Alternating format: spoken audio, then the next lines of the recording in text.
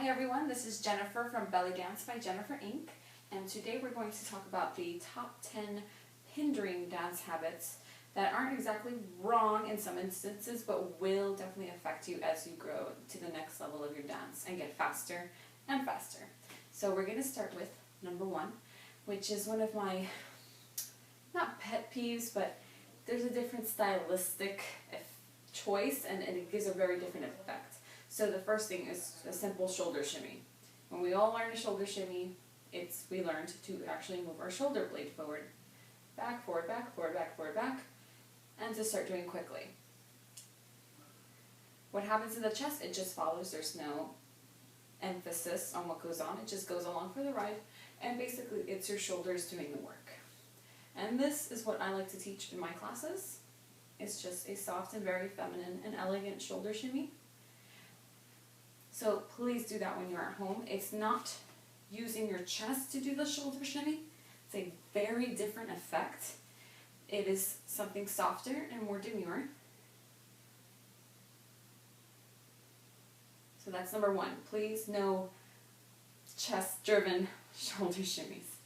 Number 2 is the idea of how you're going to travel. So a lot of times when I have students that start traveling, and they don't engage their glutes. So what happens is when they go faster, they're not able to do the layering incorrectly, and it just looks sloppy and all over the place. So my tip to you for number 2 is about layering and utilizing the largest muscle on your body, which is your glutes. You're just going to squeeze them, and when you go in to start traveling, you're much more stable, you're able to go faster, and you're able to just isolate without any issues.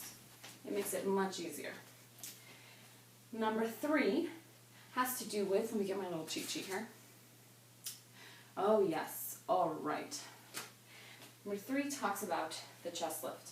A lot of times when you learn to take your extremity here and you're going to simply lift it up and down as if there's a string. And we've all heard this from our basic teachers in level 1, just to lift up and down, up and down. And then you're not moving or engaging your back. You're simply just taking this isolated movement from your ribcage up and down. What I see a lot is bad dance habit number 3, which is when you start cheating and using your shoulders. And this is bad technique. It's not good for your back. So please don't do that. Make sure that you're not doing this in your dance practice. This is just not a good idea. It's simply a lift, and that's all. Dance habit number 4 has to do with another of my pet peeves, is your roll downs and roll up. A lot of times I see instructors that when they're first teaching someone, which is fine, that they will say, use your back to roll down. And that is fine when you're learning, but that will not work as you get faster because you will look crazy when you're trying to do really quick and advanced layering. So what I firmly suggest is that if you're at the point where you're now transitioning from beginner to more advanced, or if you are more advanced and you're ready to refine, make it a muscular approach, and that's the approach that I will teach in all my other videos. Start utilizing really what the emphasis is in a roll up and a roll down, and that's the abdomens, and a little bit of the chest to just finish a move. So what I mean by that is you're going to start by lifting your chest, bring it back a little bit, upper abs, middle, lower, really pelvis engages, and then releases. And that's there we go, a correct and really polished, I think, approach to a roll down, so that it's simply I'm just rolling down and I'm rolling up, I'm rolling down and I'm rolling up, and there's none of this going on, which can really hinder you as you get faster and faster when you layer. And tip number 5 is something that's pretty general. Even before you even start dancing, please, especially as you get older, it's never too late, but instead of stretching first, before you dance, warm up first. Try to do anything you can. You can run in place.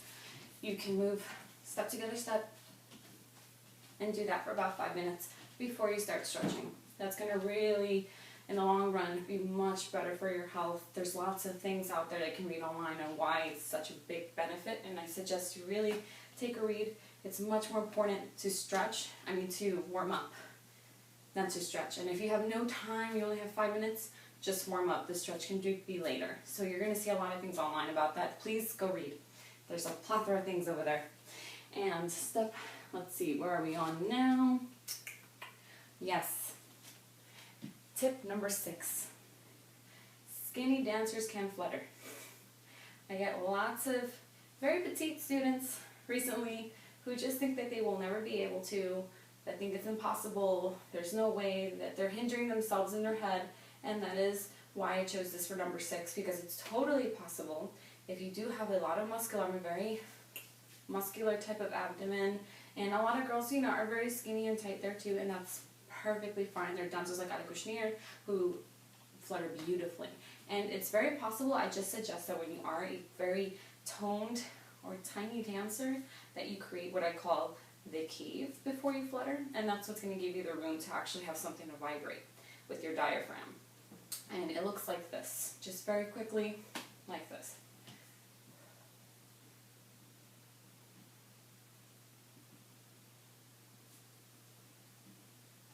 And that's my cape right there.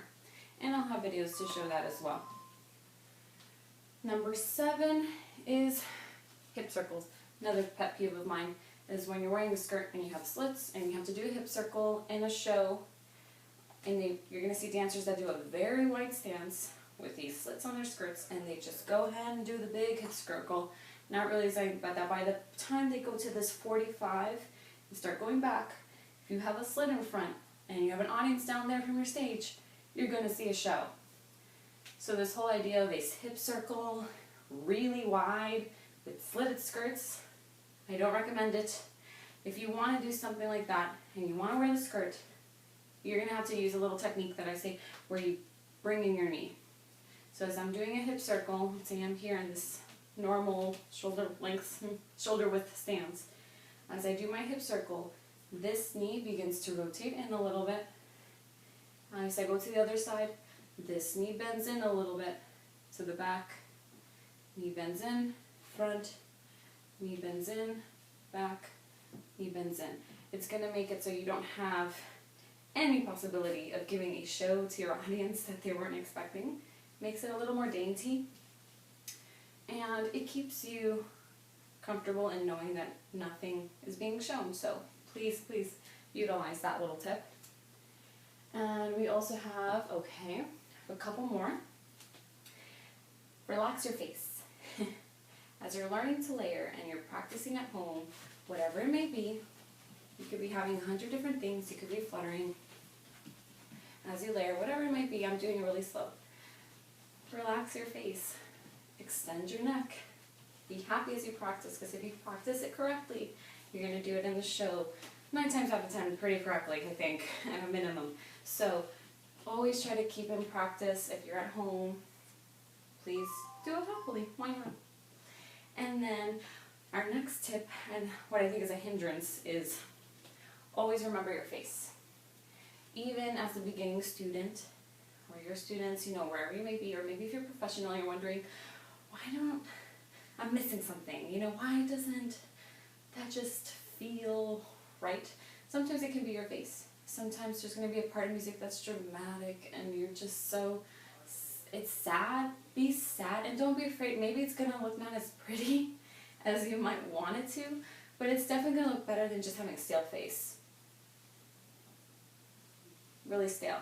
But if the song's sad and you're sad, and you're just there, it's going to help. Or if you're happy, it'll just make such a difference, just the way that you express your face. Always practice how you're going to that whole dramatic aspect, the drama, the acting. Incorporate it. Don't be afraid. There's going to be things that don't look so pretty, and that's fine. It's going to look awesome to the audience, and it's going to look awesome in your video, and it's going to make you a better dancer. So try that. And then lastly, I think Boom, boom, boom, boom, boom. Oh yes. Number 10. This is an ultimate one. I see this a lot. And even from some professionals. So, even though it's tough, please just keep in mind that if you mess up when you're dancing, if you have a show in your choreography, and something happens, keep going.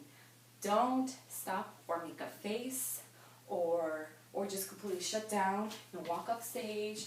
No.